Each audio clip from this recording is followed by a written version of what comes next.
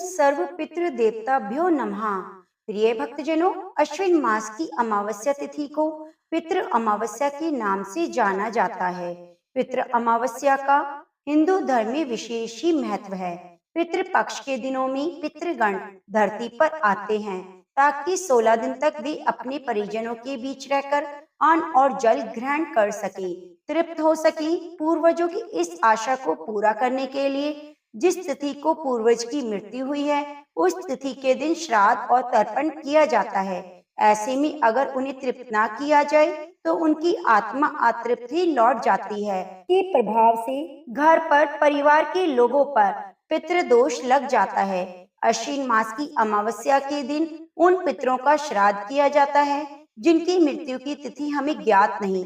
इसलिए यह बहुत जरूरी है कि जिन भूले बिसरे पितरों की पुण्यतिथि आप भूल चुके हैं, उनका इस तिथि पर श्राद्ध करें। और पितृ अमावस्या पितृपक्ष का अंतिम दिन होता है। इस दिन पितरों की विदाई होती है, इसलिए पितृ अमावस्या के दिन सभी पितरों का ध्यान करें, उनसे अपने द्वारा की गई भूल की क्षमा मांगे। और जो व्यक्ति पूरे साल भर में श्राद्ध तर्पण नहीं करता, अगर वह भी इस तिथि पर श्राद्ध तर्पण करता है तो उसे सभी तिथियों के श्राद्ध कर्म के समान पुण्य फल की प्राप्ति हो जाती है। इस दिन भगवान विष्णु की हंस स्वरूप की पूजा करनी चाहिए। को इस दिन सूर्य उदय से पहले उठकर स्नान करना चाहिए। स्नान के पानी में थोड़ा सा गंगा जल और काले तिल डालकर स्नान करें। सूर्य देव को जल चढ़ाएं। उस जल में काले तिल और पुष्प चावल जरूर डालें। पीपल के पेड़ का पूजन करके दीप प्रज्वलित करें। फिर पितरों का ध्यान कर पीपल के पेड़ में जल में काले तिल, चावल, चीनी, पुष्प डालकर अर्पित करें। ओम पितृदेव्यो नमः मंत्र का जाप करें। इस दिन श्राद्ध करने से भोजन पितरों को स्वतः ही मिल जाता है, यानी पितरों को अर्पित किया गया भोजन उस रूप में परिवर्तित हो जाता है जिस रूप में उनका जन्म हुआ है। अगर मनुष्य योनि में हो तो अन्न रूप में उन्हें भोजन मिलता है, पशु योनि में हो तो घास के रूप में मिलता है, नाग योनि में वायु रूप में और यक्ष योनि में पान के रूप में भोजन मिल जाता है। इस दिन ब्राह्मण को भोजन कराने से पहले दक्षिण की ओर मुख करके पंच बलि, गाय, कुत्ते, कोए, देवता और चींटी आदि के लिए भोजन सामग्री पत्ते पर निकालें। पूजा के समय साफ धुले वस्त्र पहनकर पितरों के नाम से तर्पण करें। पूजा के समय अपना मुख दक्षिण दिशा की तरफ करके बैठें। इसके बाद तांबे के लोटे में गंगा जल भर के और उसमें तिल डालें और इससे पितरों का तर्पण करें। पितरों की आत्मा की शांति के लिए प्रार्थना करें। ब्राह्मणों को भोजन कराएं। उन्हें सफेद वस्त्र पर श्रद्धा के अनुसार दक्षिणा रखकर दान करें। चरण स्पर्श करें और आशीर्वाद लें। माना जाता है इस दिन दीप दान करने से घर में सुख शांति बनी रहती है, घर में धन धान्य की कमी नहीं रहती। शास्त्रों के अनुसार पीपल के पेड़ में सभी देवी देवताओं का वास होता है और पितरों का वास होता है, इसलिए पीपल के पेड़ की पूजा का विधान है। इस दिन दीपक जलाने का विशेष महत्व है। पीपल की पूजा करने से पितृदेव प्रसन्न होते हैं, इसीलिए इस दिन आपको पीपल के वृक्ष पर दीप जरूर प्रज्वलित करना चाहिए। दक्षिण दिशा की तरफ मुख करके दीप प्रज्वलित करें। छत पर भी आप दीप प्रज्वलित करें, क्योंकि जब पितृ अपने लोग वापिस जाते हैं तो उन्हें साफ उजाला दिखे, इसलिए छत पर दीप प्रज्वलित जरूर करें। अपने घर के मुख्य द्वार पर 2 दीप प्रज्वलित करें। इस तरह से आप दीप प्रज्वलित जरूर करें और इस दौरान ओम सर्व पितृ देवताभ्यो नमः जाप जरूर करें। तो प्रिय भक्तजनों, इस दिन गीता के 7वें अध्याय का पाठ करना और श्रवण करना बड़ा ही उत्तम होता है।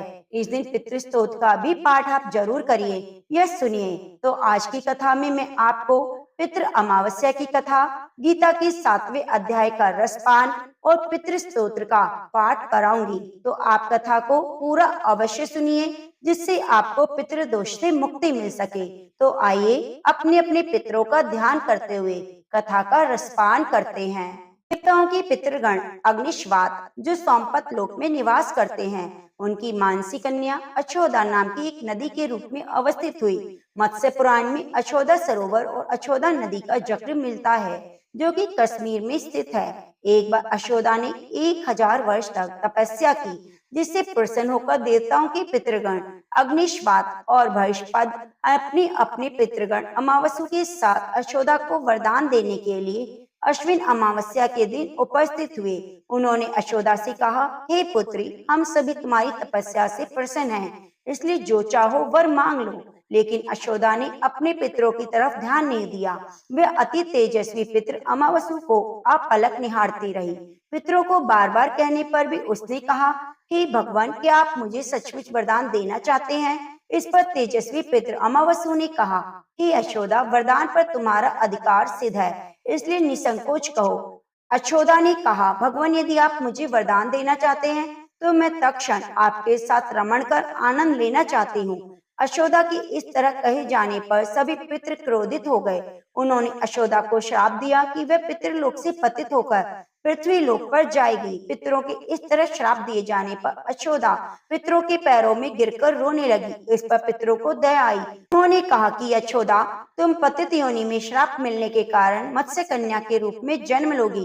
पितरों ने आगे कहा कि भगवान ब्रह्मा के वंशज महर्षि पराशर तुम्हें पति के रूप में प्राप्त होंगे। तुम्हारे गर्भ से भगवान व्यास जन्म लेंगे। उसके उपरांत भी अन्य दिव्य वंशों में जन्म लेते हुए तुम श्राप मुक्त होकर पुनः पितृलोक में वापस आ जाओगी। पितरों के इस तरह कहे जाने पर यशोदा शांत हुई। अमावस्या के ब्रह्मचर्य और धैर्य की सभी पितरों ने सराहना की और वरदान दिया कि ये अमावस्या तिथि अमावस्या के नाम से जानी जाएगी।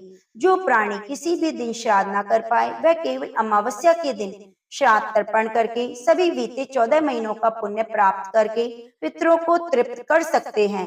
तभी से प्रत्येक माह की अमावस्या तिथि को सर्वाधिक महत्व दिया गया और यह तिथि सर्व पितृ श्राद्ध के रूप में मनाई जाती है।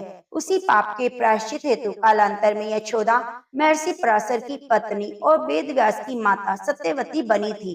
तत्पश्चात समुद्र के अंशभूत शांतनु की पत्नी हुई। 2 पुत्र चित्रांगद और विचित्र वीर्य को जन्म दिया। इन्हीं के नाम से कलयुग में अष्टका श्राद्ध मनाया जाता है। प्रिय भक्तजनों, आइए अमावस्या की दूसरी कथा को सुनते हैं। रामायण में माता सीता द्वारा पिंड दान देकर राजा दशरथ की आत्मा को मोक्ष मिलने का संदर्भ आपने सुना होगा। वनवास के समय भगवान राम, लक्ष्मण और सीता जी पितृपक्ष के दौरान श्राद्ध करने के लिए गया धाम पहुँचे। वहाँ श्राद्ध करने के लिए आवश्यक सामग्री जुटाने के लिए राम और लक्ष्मण जी नगर की ओर चल दिए। उधर दोपहर हो गई। पिंडदान का मुहूर्त निकला जा रहा था और सीता जी की व्याकुलता बढ़ती जा रही थी। तभी दशरथ जी की आत्मा ने आकर सीता जी से पिंडदान की मांग कर दी। गया जी के आगे फल्गुन नदी पर सीता माता अकेली बैठी बड़ी असमंजस में पड़ गई। उन्होंने फल्गुन नदी के साथ बट वृक्ष, केतकी के फूल और गाय को साक्षी मानकर बालू का पिंड बनाकर स्वर्गीय राजा दशरथ के निमित्त पिंड दान दे दिया। थोड़ी देर बाद भगवान श्री राम और लक्ष्मण जी लौटे तो उन्होंने कहा कि समय निकल जाने के कारण मैंने स्वयं ही पिताजी का पिंडदान कर दिया। बिना सामग्री के पिंडदान कैसे हो सकता है? यह सोचकर भगवान श्री राम ने सीता जी से इस बात का प्रमाण मांगा। सीता जी कहने लगी, हे स्वामी, मैं बिल्कुल सत्य कह रही हूँ। मैंने पिंडदान कर दिया।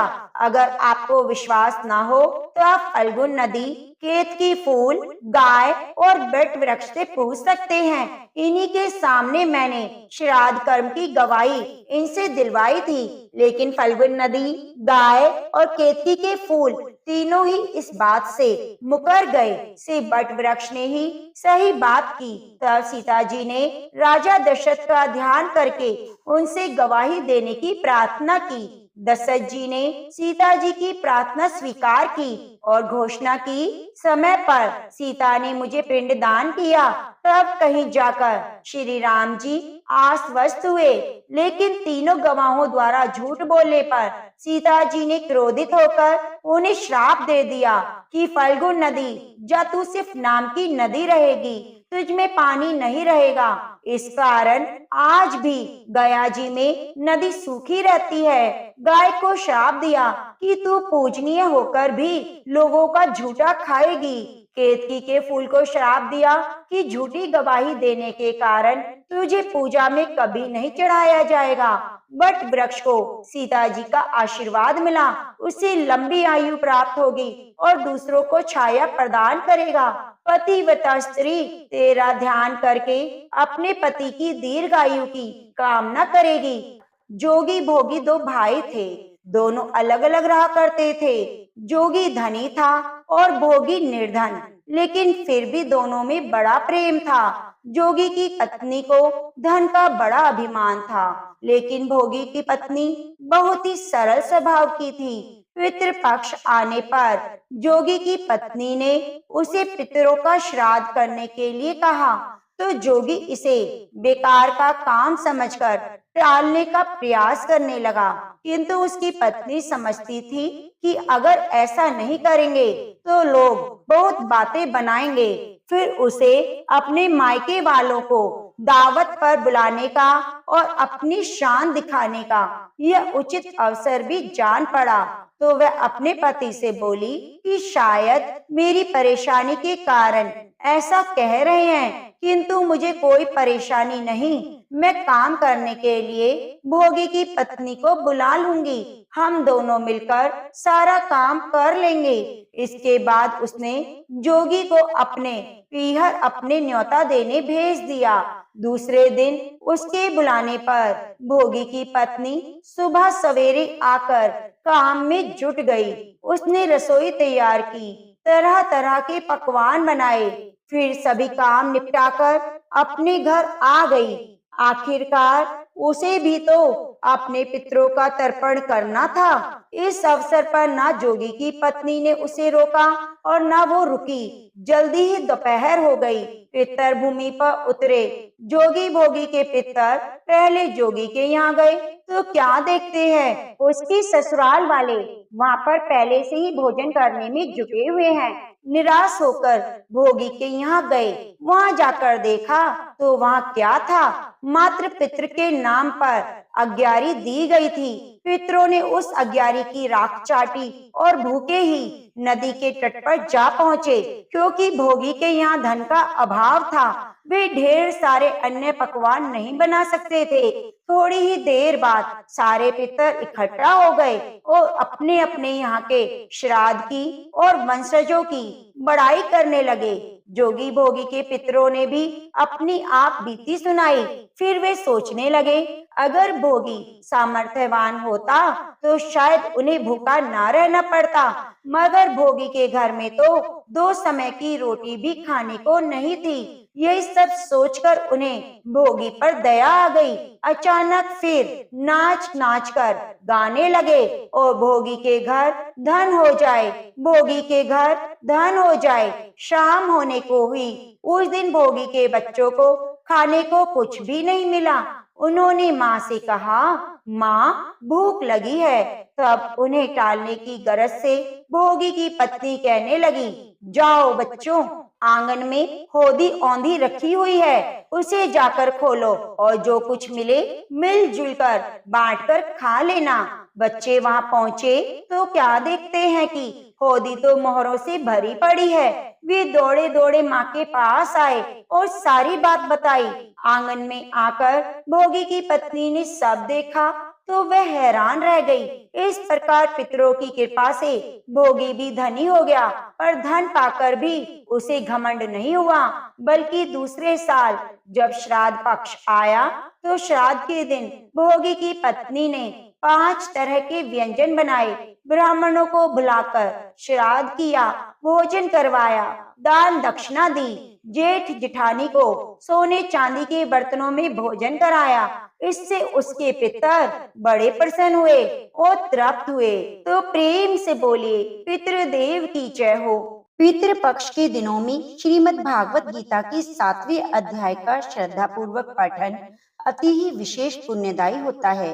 श्राद्ध के महीने में श्रीमद् भागवत गीता के 7वें अध्याय को पढ़कर या सुनकर उसके फल को अपने पितरों को अर्पण करने से पितरों का आशीर्वाद प्राप्त होता है और भौतिक और आध्यात्मिक उन्नति में लाभ होता है।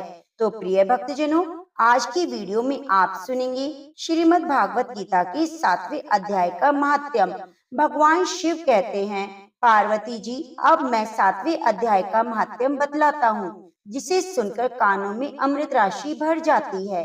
पाटलिपुत्र नामक एक नगर है, जिसका गोपुर द्वार बहुत ही ऊंचा है। उस नगर में शंकुकर्ण नामक एक ब्राह्मण रहता था। उसने वैश्यवृत्ति का आश्रय लेकर बहुत धन कमाया, किंतु ना तो कभी पितरों का तर्पण किया और न देवताओं का पूजन ही किया। वह धन उपार्जन में तत्पर होकर राजाओं को ही भोज दिया करता था। एक समय की बात है, उस ब्राह्मण ने अपना चौथा विवाह करने के लिए पुत्रों और बंधुओं के साथ यात्रा की। मार्ग में आधी रात के समय जब वह सो रहा था, एक सर्प ने कहीं से आकर उसकी बाह में काट लिया। उसके काटते ही ऐसी अवस्था हो गई कि मणि, मंत्र और औषधि आदि से भी उसके शरीर की रक्षा असाध्य जान पड़ी। उसके बाद कुछ ही क्षणों में उसके प्राण पखेरु उड़ गए। फिर बहुत समय के बाद वह सर्प योनि में उत्पन्न हुआ। उसका चित्त धन की वासना में बंधा था। उसने पूर्व वृत्तांत को स्मरण करके सोचा, मैंने जो घर के बाहर करोड़ों की संख्या में अपना धन गाड़ के रखा हुआ है, उससे इन पुत्रों को वंचित करके स्वयं ही उसकी रक्षा करूंगा। एक दिन सांप की योनि से पीड़ित होकर पिता ने स्वप्न में अपने पुत्रों के समक्ष आकर अपना मनोभाव बताया। तब उसके निरंकुश पुत्रों ने सवेरे उठकर बड़े विस्मय के साथ एक दूसरे से स्वप्न की बातें कही।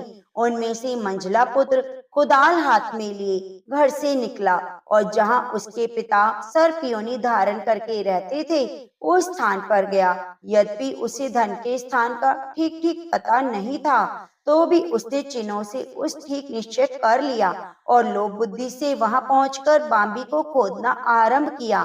तब उस बांबी से बड़ा भयानक सांप प्रकट हुआ और बोला, ओ मूढ़, तू कौन है, इसलिए आया है, क्यों बिल खोद रहा है, अथवा किसने तुझे भेजा है, ये सारी बातें मेरे सामने बता।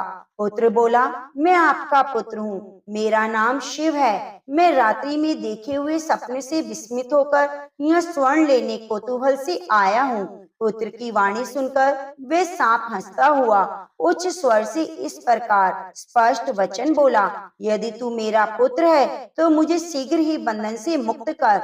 मैं पूर्व जन्म के गाड़े हुए धन के लिए ही सर्प योनि में उत्पन्न हुआ हूँ। पुत्र ने पूछा, पिताजी, आपकी मुक्ति कैसे होगी, इसका उपाय मुझे बताइए, क्योंकि मैं रात में सब लोगों को छोड़कर आपके पास आया हूँ। पिता ने कहा, बेटा, गीता की अमृत में 7वें अध्याय को छोड़कर मुझे मुक्त करने में तीर्थ, दान, तप और यज्ञ भी सर्वथा समर्थ नहीं है। केवल गीता का 7वां अध्याय ही प्राणियों की जरा, मृत्यु आदि दुख को दूर करने वाला है। हे पुत्र, मेरे श्राद्ध के दिन 7वें अध्याय का पाठ करने वाले ब्राह्मण को श्रद्धा पूर्वक भोजन कराओ, इससे निसंदेह मुझे मुक्ति हो जाएगी। हे वत्स, अपनी शक्ति के अनुसार पूर्ण श्रद्धा के साथ वेद विद्या में प्रवीण अन्य ब्राह्मणों को भी भोजन कराना। सर्प योनि में पड़े हुए पिता के ये वचन सुनकर सभी पुत्रों ने उसकी आज्ञा के अनुसार और उससे भी अधिक किया। तब शंकुकर्ण ने अपने सर्प शरीर को त्याग कर दिव्य देह धारण की और सारा धन पुत्रों के अधीन कर दिया। पिता ने करोड़ों की संख्या में जो धन बांट कर दिया था, उससे वे सदाचारी पुत्र बहुत प्रसन्न हुए। उनकी बुद्धि धर्म में लगी हुई थी, इसलिए उन्होंने बावली, कुआं, पोखरा, यज्ञ और देव मंदिर के लिए उस धन का उपयोग किया और अंशशाला भी बनवाई। उसके बाद 7वें अध्याय का जप करते हुए उन्होंने मोक्ष प्राप्त किया। हे पार्वती, यह तुम्हें 7वें अध्याय का महात्म्य बताया गया, जिसके श्रवण मात्र से सब पातकों से मुक्ति मिल जाती है। तो प्रेम से बोलिए, कृष्ण भगवान की जय हो। प्रिय भक्तजनों, अब आइए 7वें अध्याय का रसपान करते हैं। उसके उपरांत श्री कृष्ण भगवान बोले, हे पार्थ, तू मेरी अनन्य प्रेम से आसक्त हुआ मन वाला और अनन्य भाव से मेरे परायण होकर योग में लगा हुआ मुझको संपूर्ण विभूति, बल, ऐश्वर्य आदि गुणों से युक्त सबका आत्मरूप जिस प्रकार संशय रहित जानेगा, उसको सुन। मैं तेरे लिए इस रहस्य सहित तत्व ज्ञान को संपूर्णता से कहूंगा कि जिसको संसार में फिर और कुछ भी जानने योग्य शेष नहीं रहता है। हजारों मनुष्यों में कोई ही मनुष्य मेरी प्राप्ति के लिए यत्न करता है और उन यत्न करने वाले योगियों में भी कोई ही पुरुष मेरे परायण हुआ मेरे से तत्व जानता है, अर्थात मर्म से जानता है। हे अर्जुन, पृथ्वी, जल, अग्नि, वायु और आकाश, मन, बुद्धि, अहंकार भी ऐसे ये 8 प्रकार से विभक्त हुई मेरी प्रकृति है। ये 8 प्रकार के भेदों वाली तो अपरा है, अर्थात मेरी जड़ प्रकृति है। और हे माँ बाहो, इससे दूसरी को मेरी जीव रूपा परा अर्थात चेतन प्रकृति जान कि जिससे ये संपूर्ण जगत धारण किया जाता है। हे अर्जुन, तू ऐसा समझ कि संपूर्ण भूत इन दोनों प्रकृतियों से ही उत्पत्ति वाले हैं और मैं संपूर्ण जगत की उत्पत्ति और प्रलय रूप हूँ, अर्थात संपूर्ण जगत का मूल कारण हूँ। इसलिए हे धनंजय, मेरे से सिवा किंचित मात्र भी दूसरी वस्तु नहीं है। यह संपूर्ण जगत सूत्र में सूत्र के मणियों के सदृश मेरे में गुथा हुआ है। हे अर्जुन, जल में मैं रस हूँ और चंद्रमा और सूर्य में प्रकाश हूँ। संपूर्ण वेदों में ओमकार हूँ और आकाश में शब्द और पुरुषों में पुरुषत्व हूँ। पृथ्वियों में पवित्र गंध, अग्नि में तेज हूँ। संपूर्ण भूतों में उनका जीवन हूँ जिससे वे जीते हैं। वह मैं तपस्वी हूँ और तपस्वियों में तप हूँ। हे अर्जुन, तू संपूर्ण भूतों का सनातन कारण मेरे को ही जान। मैं बुद्धिमानों की बुद्धि और तेजस्वियों का तेज हूँ। हे भरत श्रेष्ठ, मैं बलवानों की आसक्ति और कामनाओं से रहित बल और सामर्थ्य हूँ। सब भूतों में धर्म के अनुकूल अर्थात शास्त्र के अनुकूल काम हूँ और जो भी सत्व गुण से उत्पन्न होने वाले भाव हैं और जो रजोगुण से तथा तमोगुण से होने वाले भाव हैं, उन सबको तू मेरे से ही होने वाला जान। ऐसा जान, परंतु वास्तव में उनमें मैं और मेरे में वे नहीं हैं। गुणों के कार्य रूप सात्विक, राजस और तामस, इन तीनों प्रकारों के भावों से अर्थात राग द्वेष विकारों से, संपूर्ण विषयों से यह सब संसार मोहित हो रहा है। इसलिए इन तीनों गुणों से परे मुझ अविनाशी को तत्व से नहीं जानता, क्योंकि यह अलौकिक अर्थात अति अद्भुत त्रिगुणमयी मेरी योग माया बड़ी दुस्तर है। परंतु जो पुरुष मेरे को ही निरंतर भजते हैं, वे इस माया को उल्लंघन कर जाते हैं, अर्थात संसार से तर जाते हैं। ऐसा सुगम उपाय होने पर भी माया द्वारा हरे हुए ज्ञान वाले और आसुरी स्वभाव को धारण किए हुए मनुष्यों में नीच और दूषित कर्म करने वाले मूढ़ लोग तो मेरे को नहीं भजते हैं। हे भरतवंशियों में श्रेष्ठ अर्जुन, उत्तम कर्म वाले अर्थार्थी, आर्त, जिज्ञासु और ज्ञानी अर्थात निष्कामी, ऐसे 4 प्रकार के भक्तजन मेरे को भजते हैं। उनमें भी नित्य मेरे में एक ही भाव से स्थित हुआ अनन्य प्रेम भक्ति वाला ज्ञानी भक्त अति उत्तम है, क्योंकि मेरे को तत्व से जानने वाले ज्ञानी को मैं अत्यंत प्रिय हूँ और वह ज्ञानी मेरे को अत्यंत ही प्रिय है। यद्यपि ये सभी उदार हैं, अर्थात श्रद्धा सहित मेरे भजन के लिए समय लगाने वाले होने से उत्तम है। ज्ञानी तो साक्षात मेरा स्वरूप ही है, ऐसा मेरा मत है, क्योंकि वह स्थिर बुद्धि ज्ञानी भक्त अति उत्तम गति स्वरूप मेरे में ही अच्छी प्रकार स्थित है, जो बहुत जन्मों के अंत के जन्म में तत्व ज्ञान को प्राप्त हुआ। ज्ञानी सब कुछ वासुदेव ही है, अर्थात वासुदेव के सिवा अन्य कुछ है ही नहीं। इस प्रकार मेरे को भजता है, वह महात्मा अति दुर्लभ है।